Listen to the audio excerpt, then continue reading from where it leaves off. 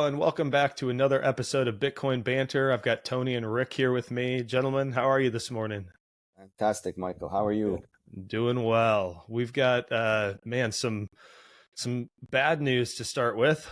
So U.S. credit card debt has reached an all-time high of 1.14 trillion. I think this is just a typo here. 1.14, averaging 6,329 per person.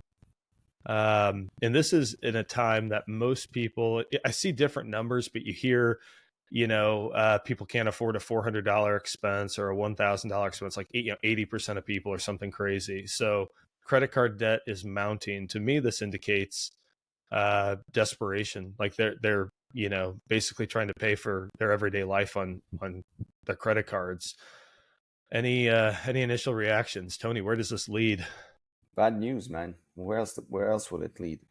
When you have no money and you don't have access to a money printer, in the basement, well, how are you going to pay for stuff? At some point, there's only so many hours in a day that you can grind, right, before you burn out. And, when enough people burn out and they still have to pay expenses and feed their kids or, pay medical bills for sick members of the family, well, they're going to resort to whatever, comes through their minds to find, what they're looking for. And generally speaking, that is not good news because I saw this in Lebanon. It's violence. Good people end up doing bad things, and what they do is anybody's guess. So it is a very concerning piece of information. Lebanon is a small country, and I already have PTSD from what I've seen. I can't imagine this happening in the United States on a large scale like this. It's just the mere thought of it is petrifying. Yeah, Rick? Yeah, the numbers are just getting mind-boggling now, right? Like trillions. I think people lose sight of just how big a trillion is, right? These are seriously insane numbers. And the truth is, like, there is absolutely no way that all of that money is getting paid back.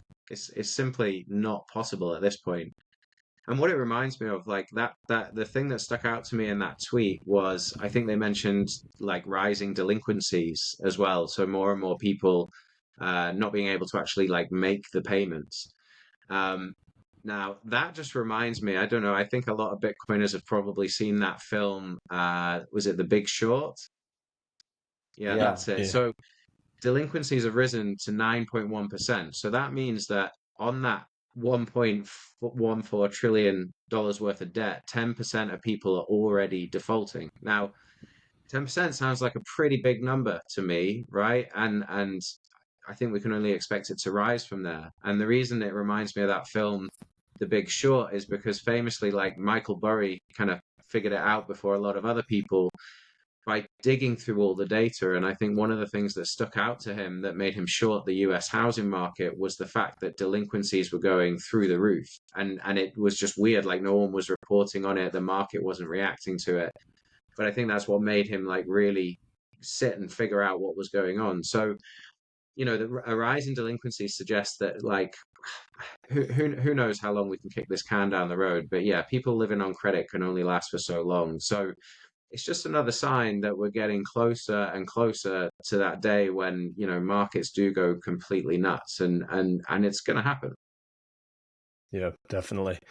Okay, so talk about a country that's bounced back and forth on Bitcoin. So Vladimir Putin signed into a law the legalization of cryptocurrency mining in Russia, and I think we all know that means people are going to be mining Bitcoin and probably almost nothing else if they have any level of intelligence. But this is a big oil and natural resource rich country. And I think, a lot of times we lose sight, like we think of them as just kind of the enemy, but like they are very influential in markets. And we talked, I think, what was it, a week or two ago about him allowing, or I guess they passed some legislation allowing for use of Bitcoin in international trade. This to me is just like the game theory playing out. Any initial reactions? Yeah, this is 100% game theory. I mean, the US couldn't have gifted Russia a nicer gift than to sanction them and weaponize the dollar against them. Because ever since they did that, they pulled that trigger, everything's been backfiring, from from the money to them, legalizing trade in Bitcoin. Now the Bitcoin mining. I mean, what did you expect? You want to try to choke someone. They're not going to just sit there and die, right? They're going to find a way around you. And unfortunately, for the U.S., we live in a time where Bitcoin was created. I mean, if we didn't have Bitcoin, I don't know what they would have done. Maybe resorted, to the old-fashioned ways of gold and silver, and those types of assets. But now we really do have a game-changing technology. That digital money, Bitcoin, which is uncontrollable by anyone and accessible to everyone. So I don't know how many times they banned it. They were bouncing back and forth, deciding what they want to do. But ultimately, I think they've realized that they can't stop it. They can't do anything to stop anyone from using it. So they might as well adopt it and use it to their advantage to, solidify their countries and, keep their, bring their economies back up to where they're supposed to be. And that's exactly what's going to happen. And now a lot of people that are mining Bitcoin in other jurisdictions, there's a very strong possibility that they relocate their miners to Russia because the energy cost is extremely low there. So, for example, miners that are paying, 7-8 cents a kilowatt in the U.S., they'd be paying 3-4 cents, for example, in Russia. So it's a no-brainer to shift a big portion of that overseas. And I suspect, that's going to happen. Rick, I want to hear your thoughts, but I also want to ask you, so do you think that this, like China and some of their allies, or at least more friendly nations, especially the larger ones like the BRICS, do you think this is like the beginning of a more mainstream adoption of Bitcoin and Bitcoin mining more specifically in those sorts of countries? Yeah, I mean, we talked, I think, on a previous podcast about the BRICS countries, sorry. Yeah, and it makes perfect sense, right? Like Tony says, like Russia's an energy-rich country, right? And I think the reason maybe they flip-flopped a little bit is because Russia did have a problem a few years back when, at the start of the Ukraine war, quite a lot of capital was trying to flee from Russia. So there was sort of an attempt by Russia to sort of stop capital flight. So, they kind of wouldn't have seen Bitcoin in a great light because of that. But now, as the game theory starts to sort of slowly play out, it's an inevitability if they're under sanctions that, like Tony says, they're going to find other ways to trade with each other, right? Yeah, and Russia has some really valuable things that other countries want, right? Like oil and gas. So, yeah, I mean, Russia's in a good position here to, first of all, like attract hash rate, like Tony says, and all this Bitcoin that will be mined in Russia. I mean, Putin says that you'll have to be on a designated list of entrepreneurs, so the government are going to have like quite a lot of control over the Bitcoin mining that happens there. And I think we're just starting to see these nation states start to understand that they're going to have to compete over this. Because on one side of the Atlantic, you've got Donald Trump talking about Bitcoin strategic reserves. And now you're seeing sort of Russia on the other side of it trying to get involved as well. I think they're almost there, but maybe not fully there yet. And why I think that is like they're still working on this thing called the BRICS bridge, which is some nonsense blockchain thing that they're coming up with where they can create a new currency to trade with each other on the which is obviously nonsense, right? And they talk about other cryptocurrencies when they talk about this mining bill as well. But, that's just the thin end of the wedge, right? Like we've all seen it amongst like loads of people before. You start with thinking, oh, cryptocurrencies, and you do a bit of shitcoining alongside your Bitcoining and all this. And listen, once they're on that road, there's no getting off it, right? They're not going to go backwards to fiat. So listen, they might mess around a little bit, launch a couple of rubbish projects and blockchain this and it seems like they're still figuring it out a little bit, but attracting hash rate, legalizing mining, the signal for all of us out here is that like I mean the doubt has to be diminishing around what Bitcoin is and what it represents. If this is a game of musical chairs and you start seeing nation states taking a seat, you've got to think like, okay, well, I need to get a seat for myself as well and worry about what I'm doing. But yeah, crazy development. Yeah. I'll paraphrase. I think it's Saifedean who says you can't outrun the best money forever, and I think this is what we're seeing. They're continuing to sort of outrun it by crypto and maybe some sort of BRICS blockchain currency or whatever. But at the end of the day, El Salvador has already set that precedent, and they're small enough that you can ignore it for a period of time. If that was the U.S., I mean, no one would be ignoring it anymore. But I think we're beginning to see this play out now, where we're just inching toward that. You can't beat it, so you've got to join it. So hopefully that's a positive development, and in Bitcoin's adoption on a global stage. Hey there, just a really quick break from Bitcoin Banter, and we'll be right back. Wanted to remind you that we, the Bitcoin Way, are the leaders in achieving self-sovereignty, whether it's self-custodying your Bitcoin properly and securely, protecting your online life and keeping it private, or even coming up with a Plan B option in the event you would need to move yourself or your family elsewhere. Go to thebitcoinway.com/podcast to schedule a few minutes to learn more from a member of our team. We hope to see you soon. We've got some more good news. Well, depending on how you take this, but in terms of institutional adoption, Morgan Stanley has given the green light to their 15,000 advisors to sell Bitcoin ETFs, and he says it's only a matter of time before it gets traction. I've got a friend who is an advisor at Morgan Stanley, really smart guy, but hasn't figured out Bitcoin, doesn't understand it. I think he's so consumed by I don't understand what it's doing or why it's important. It just kind of goes up and it's volatile and everything. But 15,000 advisors, I imagine there are some of them that have read the Bitcoin Standard or have watched some podcasts who kind of get it. And I have to imagine that they're going to have a competitive advantage even amongst their peers, because they're going to be proactive in promoting this.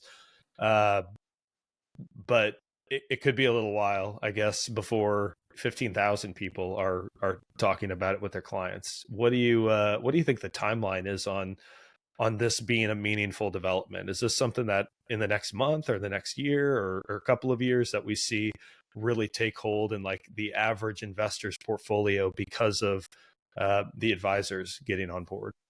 I don't think it's going to take that long. I mean, I'd be very surprised if these 15,000 sharks weren't, put in a room and hardcore trained about Bitcoin and how to sell this as efficiently as possible.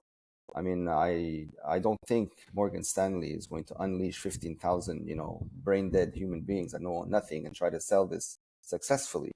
They're going to, give them all the information that they need and make sure that they have at least a minimum understanding of what it is that they're promoting to their clients. Now, like you said, Michael, some of them may already have a head start on this, have read the books, may already be Bitcoiners themselves, but have stayed quiet in the background because it was against company policy to talk about this. Well, now they have the green light, so to speak, and they can talk about this all day, and it's actually part of their duties. So this is extremely bullish for Bitcoin adoption. I mean, once the word goes out and once people see that the asset is appreciating in value, even though initially most of them are going to be looking at number go up, which is the most meaningless metric, but that's what attracts the most at this stage. Everybody's going to be FOMOing in, and this is what we're seeing, whether it's governments, whether it's institutions, everybody. The slowly to suddenly has happened a lot quicker than I thought it would, and it happened it seems like it's happening overnight. It's not like it took a while. It's like something happened, and now every day you almost hear something big going on. And so now you've got Morgan Stanley, you add that to BlackRock, you add the Fidelity, and these are not Mickey Mouse players, right? So the 15,000 sharks that are going to be out there, I'm fairly certain they're going to pretty much forget about everything else that they've been doing at Morgan Stanley and focus on this one, because this is going to be the biggest money maker, and these guys are about profits. Yeah, definitely, Rick. Yeah, well, I don't have much more to add than Tony. 15,000 advisors from Morgan Stanley charging around selling Bitcoin ETF shares. They're going to have some success, right? These are highly trained professionals who sell financial products all day, every day. So yeah, it's going to have an impact. What I would just say to everyday people is understand that these people aren't actually selling Bitcoin.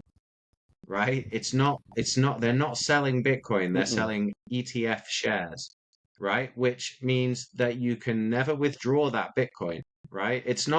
it's not Bitcoin, it's Bitcoin Light. It gives you exposure to the price of Bitcoin, right? But it doesn't give you the actual asset. You can't withdraw it. There's no transparency. There's no censorship resistance. You can't transact with it. There's no freedom, like Bitcoin without the freedom, right? Which is kind of crazy, right? And also, there's a couple of other things I think people don't think about enough when it comes to buying ETF shares is like, first of all, when these ETFs go and buy that Bitcoin, they're going to go and use Coinbase as their custodian, right? And something like, I don't know if I get these figures right, but like 80% of the ETFs are keeping their Bitcoin in Coinbase, as I understand it, right? Just huge amounts, all in this single point of failure. Wow, that's a juicy, juicy honeypot, right? Do you know what I'm saying? And hey, listen, Coinbase has some history here, right? Like they have had data breaches before. Back in 2021, they had a data breach where they lost 6,000 customer details. Now, they didn't lose any Bitcoin, right? But the point is that these are not like impenetrable fortresses. So you've got to think that like on a long enough timeline, could be 50 years, could be 100 for all I know, having all this Bitcoin sitting in a honeypot is risky. A, from hackers, but also what I'd like to remind people of is, the government, right? The government, yeah. These guys, how we all use Bitcoin because it's like government free money, right? Like this the whole point in the first place, right? Ever since like 2009. Well, having all this Bitcoin in a honeypot at Coinbase's disposal puts it well within the reach of the US government. And I'd remind people of, what Roosevelt did in 1993, right? Where Executive Order 6102 came out and they basically made it illegal for private citizens to hold gold. And they forced the US citizens to come and exchange their gold. And they only, by the way, gave them something like $21 per troy ounce when they did it. So they ripped them off in the process, right? Before actually later on, they then revalued the dollar and set gold at $35 a troy ounce, which is like more than 60% higher than the price that they just paid everybody. So I don't know what's going to happen, but what I might suggest is like, if it doesn't sound entirely crazy to you, that one day the US government might say something like, we need to take ownership of that Bitcoin because it's an issue of extreme national security. Hey, listen, I can almost hear the news anchors saying it, right? So yeah, I would never buy Bitcoin ETF shares because it's not Bitcoin. In fact, you couldn't really get that much further away from Bitcoin. All you're really getting is exposure to the price. So yeah, I mean, if you want to, the last thing I'll say on this actually, because the one bit of pushback you'll get from people is, oh, but my pension is already wrapped up, right? And this allows me to get exposure to Bitcoin, but in a tax efficient way, right? Because if I withdraw the money from my pension and buy real Bitcoin and self custody it, I'll be down 20% because of all the taxes or something, right? Well, over the last like 10 years, we've talked about this before, like Bitcoin's performance is in the thousands of percent, right? And if it demonetizes everything and becomes the reserve currency globally, then the upside in terms of its value is still enormous. So if you're going to take all of this counterparty risk that I just talked about for the sake of saving 20%, when the thesis is that Bitcoin's going to, increase by many, many multiples, then what you're doing is the very definition of trying to pick up pennies in front of a steamroller. It's crazy, right? So I know that might sound a bit extreme to say sort of like, well, this is just what I would do. I would only be interested in real Bitcoin in self-custody. And I think the ETFs, no matter how hard Morgan Stanley sell them, are not the way to go.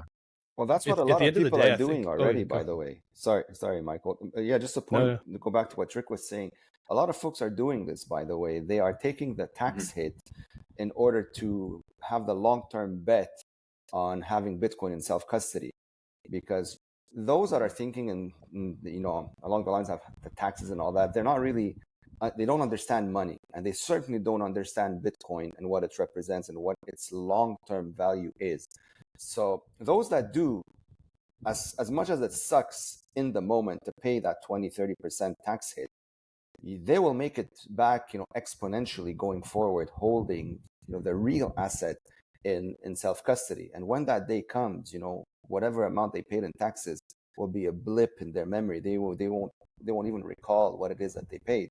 Morgan Stanley and all these institutions selling ETFs, it's great to fast track, the paying attention to Bitcoin.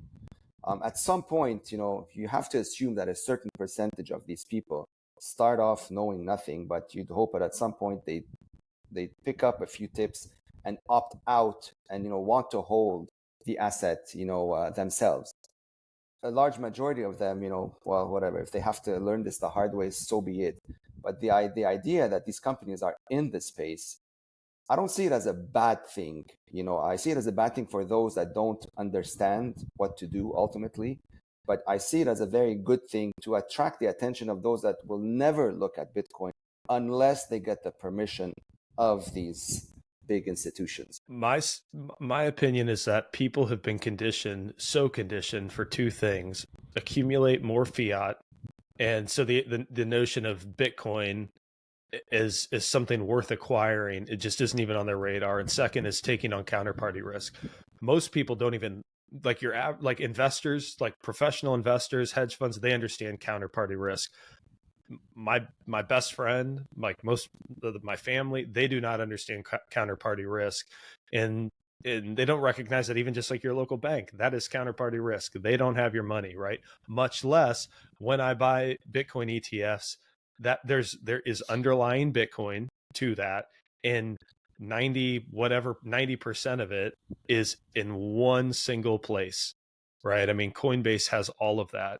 And the counterparty risk is, as you touched on, Rick, I mean, it's the attack vector that Coinbase faces from a security perspective, but it's also government intervention and co-opting of Coinbase. And in like Coinbase, they're kind of a closed source, right? Like we don't know what's going on there, and it would be very easy for them to be in cahoots with the government, much less, the government intervening in some more intrusive way. So for anyone listening, I mean, think hard about that. 20 years from now, do you want more dollars, which are guaranteed to lose value, or do you want more Bitcoin, which is mathematically programmed to increase in value as adoption rates increase? And so you're betting on basically Bitcoin adoption continuing in an upward trajectory. And that's really it. That's all you have to bank on. So, word of caution to anyone listening who's thinking about the ETFs. And I agree with you, Rick. The one pushback I'd provide is there are people who, certainly older people who need to pay the bills today, and having cash flow and in their local fiat is just a practical reality. So I think ETFs are a great option if that's your world, but I think you shouldn't resort to that as like, well, that's my Bitcoin, because it's not Bitcoin. It's without all of the freedoms that you talked about. Okay, last one. So this is more of a fun one because we're a Bitcoin security company effectively. So is your car spying on you? This is not something that the Bitcoin Way helps with, by the way, quick disclaimer, but I'm going to play this. If you can't hear this, let me know. I'll make sure on the video that we share, it'll be. Is your car spying audible on you? Here's how to check. You see, I just purchased a Toyota 4Runner after 18 years of driving a Honda Element. It was like a brick phone on wheels, but now I'm driving a smartphone with all kinds of tracking technology. So the first thing I did before even leaving the dealership was turn off as much data collection as possible. I downloaded the manufacturer's app, entered my VIN, and then declined all connected services features. These wirelessly transmit my location and vehicle health to Toyota. Then I went to vehicleprivacyreport.com, entered my VIN, and I about died when I saw all the tracking still on my car. My 4Runner collects identifiers like my name, mailing address, email, and demographic info. It also collects biometrics, including my geolocation, driver's license, and financial info. And I learned my car not only tracks my data, it sells it too. My car sells information to affiliates like sponsors, partners, and advertisers. It shares my data with service providers and its affiliated insurance company, but only if I provided consent. which I don't remember doing. And finally, it should come as a surprise to no one that car companies will share your data with the government when legally obligated to do so. So I opted out of targeted advertising, the sharing or selling of my data, and any marketing communications. Now check your car's privacy and let me know.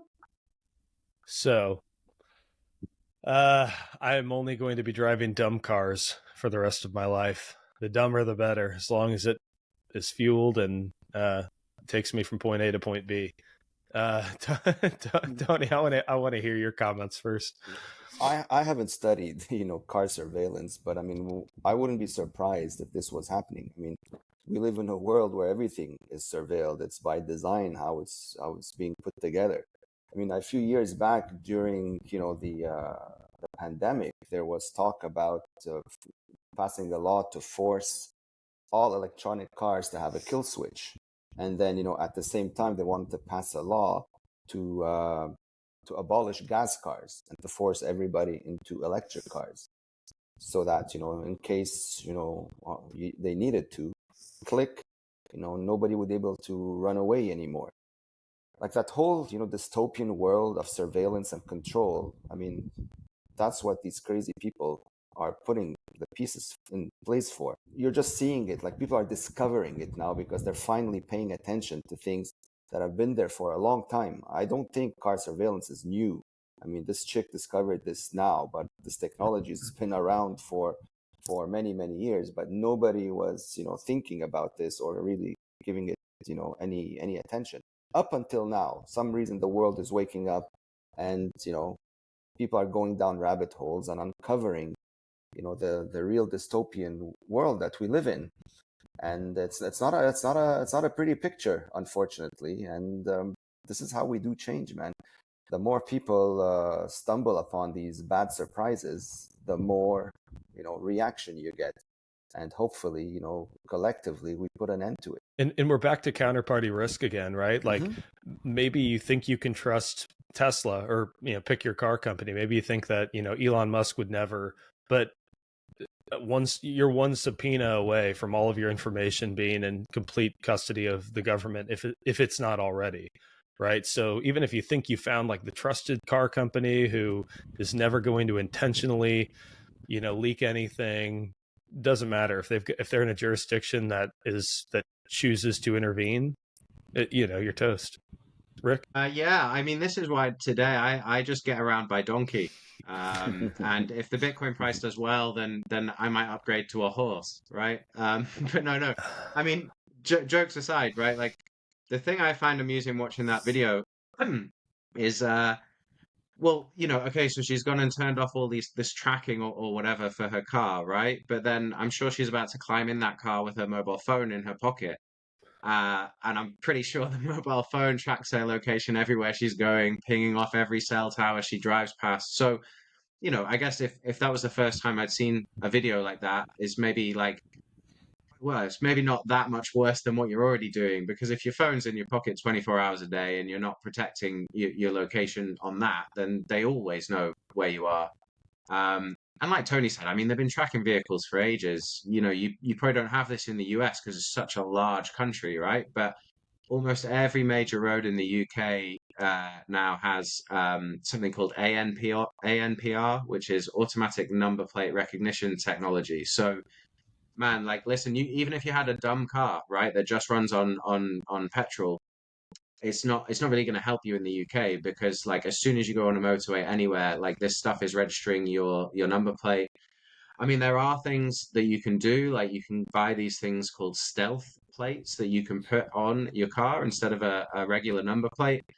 The problem is all the police cars are also fitted with ANPR, and if they end up behind you on the motorway and they can't read your plate, then you're pulled over, fined. Obviously, they don't want you doing that, and it's illegal and stuff. So yeah, I mean, I think if you're just going to panic about your car, you probably need to think a bit broader than that and think about your phones, your laptops, and everything else. I think probably actually, I think everybody probably underestimates the kind of technology the governments have access to now to track you and understand where you are. I mean, your fridge is listening to you, your TV's listening to you.